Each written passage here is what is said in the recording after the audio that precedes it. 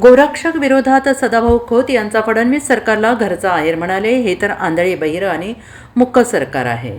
राज्याच्या इतिहासात पहिल्यांदाच प्रथमच शेतकऱ्यांची जनावरं तुरुंगात गेली आहेत. हे तर आंधळे बहिरे आणि मुके सरकार असून सरकार नावाच्या भिंतीवर डोकं फोडावं असं हे वाटतं आहे.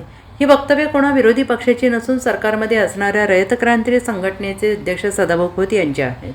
महायुतीमधील सदाभाऊ खोत यांनी फडणवीस सरकारवर घणाघात करत हे शेतकरी विरोधी सरकार असल्याची टीका केली. गोरक्षक विरोधात रयत क्रांती संघटनेचे अध्यक्ष सदाभाऊ खोत यांनी सरकारला आक्रमक इशारा देत एक प्रकारे घरचा आहेर दिला आहे. बीड जिल्ह्यातून जनावरे खरेदी करून आलेल्या सांगोल्याच्या शेतकऱ्यांना पंढरपुरात तथाकथित गोरक्षकांनी मारहाण करून त्यांची जनावरे जप्त केली आहेत. पोलिसांनी कोणतीही चौकशी न करता गोरगरीब शेतकऱ्यांवर गुन्हे दाखल केले आणि याची माहिती मिळता दौऱ्यावर असणारे सदाभाऊ खोत आणि रात्री उशिरा पंढरपुरात पोहोचले. त्यांनी प्रशासनाला धारेवर धरले. शेतकऱ्यांनी गांजा पिकवायचा नाही, अफू पिकवायचा नाही, चरस पिकवायचा नाही, आता दूध व्यवसाय करायचा नाही, शेतमालाला भाव नाही, उचला FRP नाही, मग शेतकऱ्यांनी जगायचं कसं, असा सवाल सदाभाऊ खोत यांनी पंढरपूरच्या पोलिसांना केला आहे. दरम्यान सरकारवर सडकून टीका करताना सगळे शेतकरी नेते या गोवंश कायद्याच्या विरोधात तळमळून सांगत असताना या मुक्या बहिऱ्या आणि आंधळ्या सरकारला हे कळत कसे नाही असा सवाल त्यांनी केला आहे.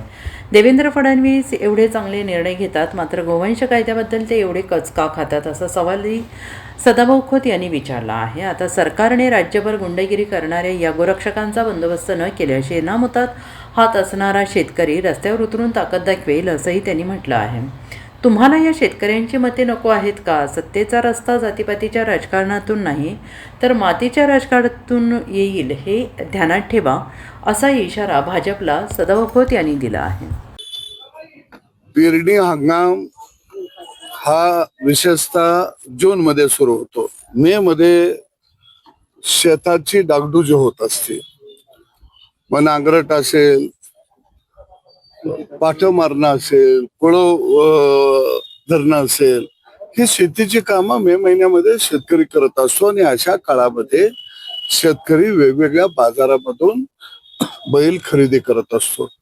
आणि बीड जिल्ह्यातून बाजारातून शेतकऱ्यांनी सांगोला तालुक्यातील धायटी गावातील शेतकऱ्यांनी बैल खरेदी करून आणलेले. त्यांच्याकडे बाजाराची पावती सुद्धा आहे खरेदीची.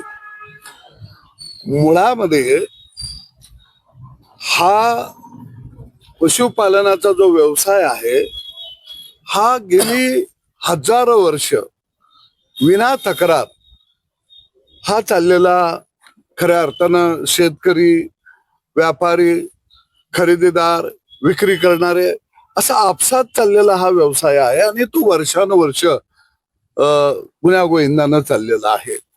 मला वाटतं की सरकारनं शेणामुतामध्ये हात घालायची गरज नाहीये. सरकारला हात घालायचा आहे तर दारू, गुटखा, गांजा, अफू यामध्ये हात घालावा.